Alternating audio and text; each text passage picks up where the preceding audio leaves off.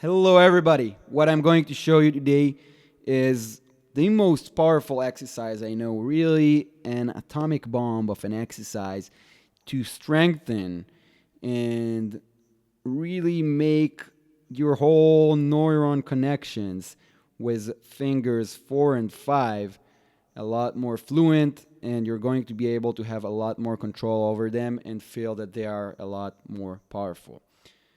What we're going to do is we're going to work in a fun, practical way of working through playing songs and choose the songs that you love. We are only going to be using the right hand for this exercise, so we don't have to worry about the bass and about the left hand. And let's begin. You can grab a chord book or open up a website with chords to songs that you like. For example, I got this songbook of mine over here, and I'm just going to open it up on a random song, and we're going to begin. So let's move on to the different camera. All right, so let's begin, and first of all, let's pick a more simple song just to introduce you to the concept of the exercise. What we're going to do is we're going to use all the different inversions, hopefully with 4 notes already. And obviously one of them is going to be doubled if we're just playing a triad chord. And then what we're going to work on is that instead of, as you probably already paid attention to, and if not, so pay attention to it now, when you play songs and you are using the different inversions naturally, so the natural tendency is to first place down our strongest fingers, 1, 2, and 3 as well, and only then, if even then, placing down fingers 4 and 5, if you actually need finger 5, because not always you will need it. And then what this exercise is going to do is it's going to break down this bad habit, and it's going to make those fingers way stronger, even if you only practice this exercise for 5 minutes every time you sit down on the piano, hopefully every day or almost every day. You're going to notice a huge improvement very shortly. And here's how it's going to work. So let's say that we have a simple song over here, Let It Be. The chord progression is C, G, A minor, F. Now we don't really need to use the left hand. That was just for the sake of the example. Let's leave it out so we don't have to worry about it.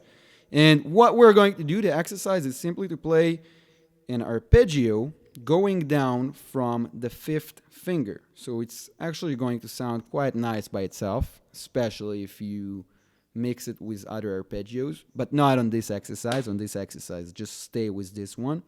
And it's going to sound like this.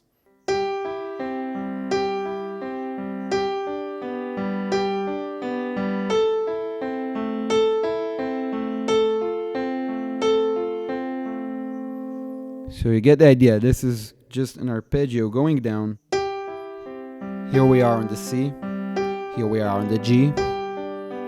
Here we are on the A minor. Here we are on the F. And this is it. Now, as you probably noticed, I wasn't using finger 4 right now because that was a very simple chord and we were using just triad chords. When you are going to be using 4-note chords, like for example 7 chords, any kind of 7 chords, 13 chords, and 9, all those kind of stuff. So usually in many of the different inversions, you will see that you will have to use both finger 4 and 5. This is, for example, in A minor 7 in the first inversion. And when you are going to play it, you will see that we're also using the 4. So the next phase of the exercise is that you are going to be playing songs, and if these are not songs that originally have 4-note chords in them, so just make all of them 4-note chords.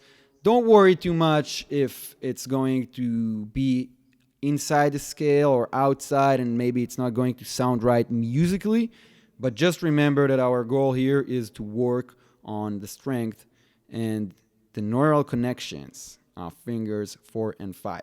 So here's the example. I'm going to play Can't Help Falling in Love with You by Elvis Presley. This is what I randomly opened on my chord book. And I'm just going to add a 7 to any one of those chords. Either a major 7 or a dominant 7, whatever I would think that fits the situation. Let's do this. And remember, start working slowly and only then pick up the speed. When you feel comfortable, you're not trying to race yourself. Try to do it slowly.